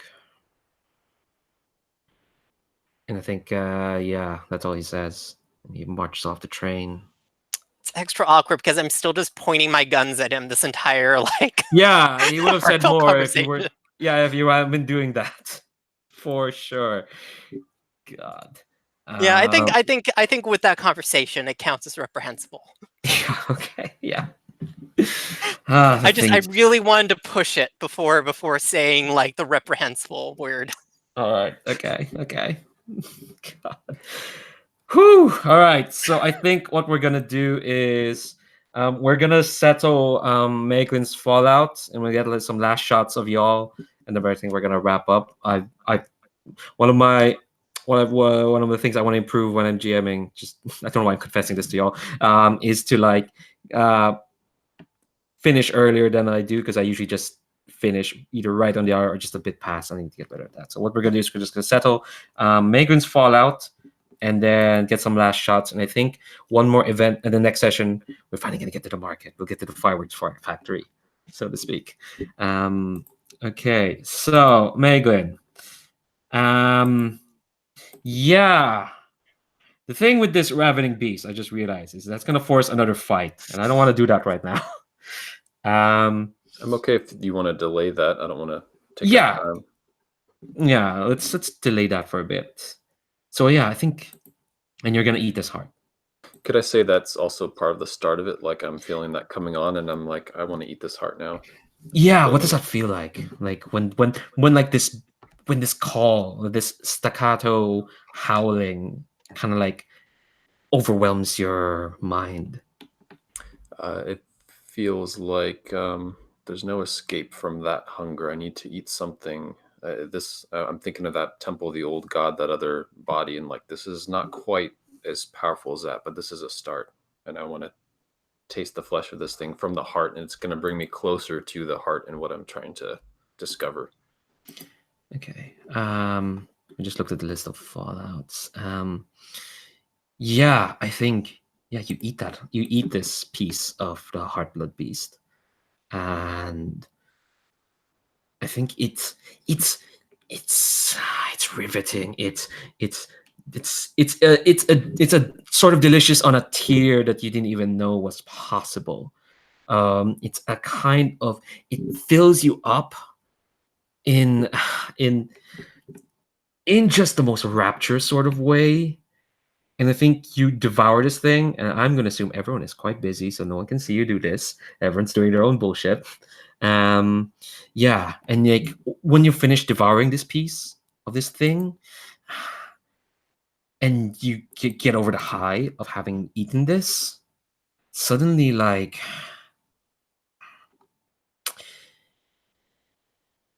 suddenly the world around you just feels small. it feels dull.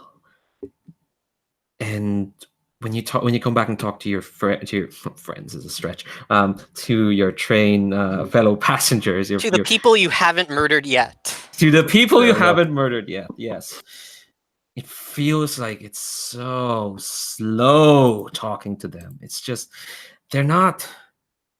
You realize that they might have opinions and whatnot, but they're just meat. They're just like just pieces of meat, and that's the fallout you're getting. Meat. Everyone's just meat to you. Whenever you Okay. talk to an NPC for an extended period of time, you're gonna have to take it. You're gonna do an endure roll. Okay. That's Yeah. cool. So that's the fallout you get, and you're gonna get rid of 7 stress because you endured that. Whoops, you endured fallout. Let's see, what is it? Oh, yeah, meat. 3, 5, 6. And that's a major, right? Or minor? Yes. Okay. No, it's major. Okay. It's major for sure. Awesome. Okay. So yeah, I think y'all got back on the train. There's a dead drow on the train, unless Calixte, you got rid of that corpse as well. No, I don't feel good about this in particular, but who's in charge of the train, of like supplying the train at this point? I guess it's sort of me. Yeah, and you're Maeglin, right? Oh no, sorry, Serafine. Right. I go down to Serafine and say, "There's a new body up on the top of the train. Figure you might want to make use of it." And then I kind of sit down at a seat and pull a long disused flask out of my hand and take a swig. It's just a long, expectant look from Serafine, and then a fine, I'll go get it myself, I guess. She'll go trundling off towards the body, and I think there's like at this point a sort of Sweeney Todd-esque, very quick cut thing of just tossing the body into the engine.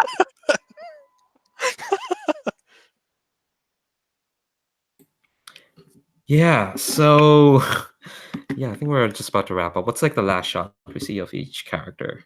I think we got last shot of Calixte for sure. But yeah, what do we last see of? Going by order of what we see in the screen here. Korian, what's the last we see of you? As the train kind of like gets going once more. Yeah, I guess they're sitting on a corner, on the side of the carriage of the train, holding their talisman at hand. And if someone was to actually see them, they would see that the stress coming out of what just happened and the relief that they made it out in one piece, mostly. Yeah, I think it's Avenue who sees that, but they don't say anything. Yeah, nice. Yeah, that works very well. Maeglin, what's the last we see of you? I think Maeglin is just kind of finishing chewing that last piece of the beast, and if there's any sort of windows or out, way to look outside the train, just kind of absent-mindedly, just kind of staring off, just out of it.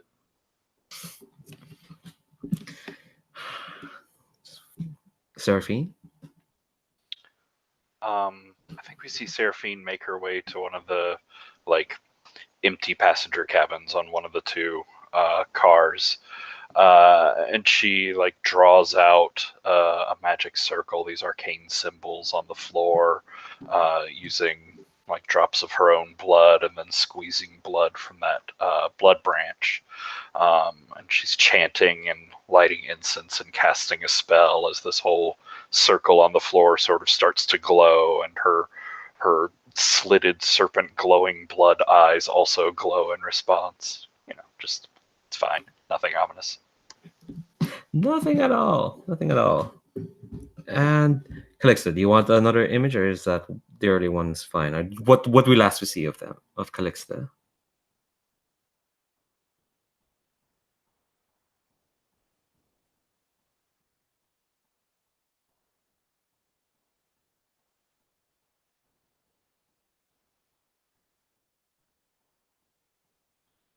Steven, you there?